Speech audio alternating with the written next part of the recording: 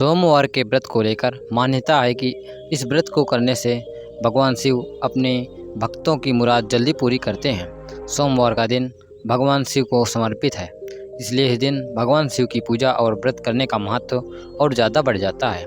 यदि आप सोमवार के व्रत करते हैं तो आपको सोमवार व्रत कथा पढ़ना बेहद ज़रूरी है, क्योंकि इसके बिना आपका व्रत अधूरा माना जाता है। आइए जानते हैं सोमवार व्रत कथा। एक बार किसी एक नगर में एक साहूकार था। उसके घर में धन की कोई कमी नहीं थी, लेकिन कोई संतान न होने के कारण वह बहुत दुखी था। संतान प्राप्ति के लिए वह हर सोमवार को व्रत रखता था और पूरी श्रद्धा के साथ शिव मंदिर जाकर भगवान शिव और माता पार्वती की पूजा करता था। उसकी भक्ति देखकर एक दिन माँ पार्वती प्रसन्न होकर भगवान शिव से साहूकार की मनोकामना पूर्ण करने का निवेदन किया। पार्वती जी के आग्रह पर भगवान शिव ने कहा कि हे पार्वती, इस संसार में हर प्राणी को उसके कर्मों का फल मिलता है और जिसके भाग्य में जो हो उसे भोगना ही पड़ता है।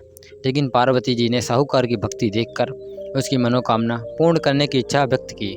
माता पार्वती के आग्रह पर शिव जी ने साहूकार को पुत्र प्राप्ति का वरदान तो दिया, लेकिन उन्होंने बताया कि ये बालक 12 वर्ष तक ही जीवित रहेगा।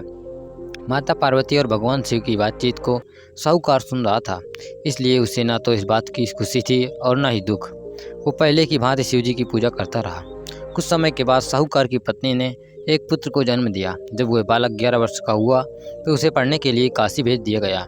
साहूकार ने पुत्र के मामा को बुलाकर उसे बहुत सारा धन देते हुए कहा कि तुम इस बालक को काशी विद्या प्राप्ति के लिए ले जाओ।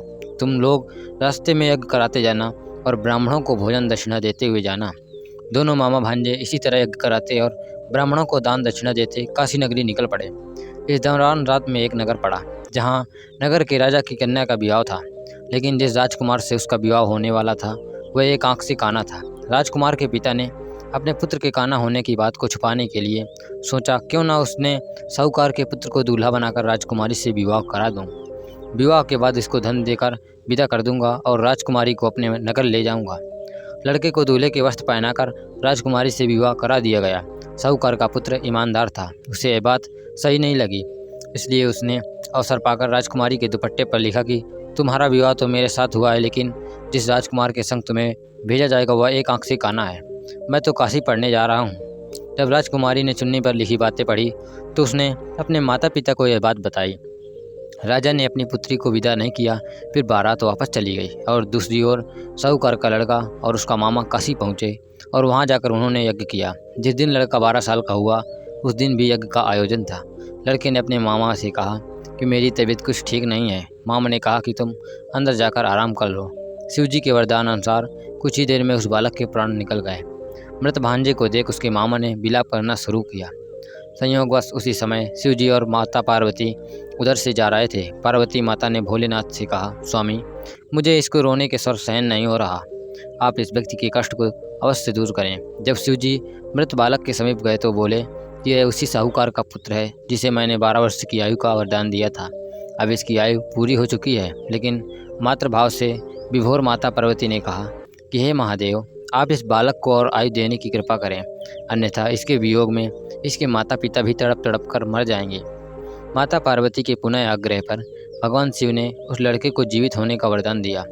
शिव जी की कृपा से वह लड़का जीवित हो गया। शिक्षा पूरी करके लड़का मामा के साथ अपने नगर की ओर वापस चल दिया। दोनों चलते हुए उसी नगरी में पहुँचे जहाँ उसका विवाह हुआ था। उस नगर में भी उन्होंने यज्ञ का आयोजन किया। उस लड़के के ससुर ने उसे पहचान लिया और महल में ले जाकर उसकी खातिरदारी की और अपनी पुत्री को विदा किया। इधर साहूकार उसकी पत्नी भूखे प्यासे रहकर बेटे की प्रतीक्षा कर रहे थे। उन्होंने प्रण रखा था कि यदि उन्हें अपने बेटे की मृत्यु का समाचार मिला तो वह भी प्राण त्याग देंगे, परंतु अपने बेटे के जीवित होने का समाचार पाकर वो बेहद प्रसन्न हुए। उसी रात भगवान शिव ने साहूकार के सपने में आकर कहा, हे श्रेष्ठी, मैंने तेरे सोमवार के व्रत करने और व्रत कथा सुनने से प्रसन्न होकर तेरे पुत्र को लंबी आयु प्रदान की है। इसी प्रकार जो कोई सोमवार व्रत करता है, यह कथा सुनता है और पढ़ता है, उसके सभी दुख दूर हो जाते हैं और सभी मनोकामनाएं पूर्ण होती हैं।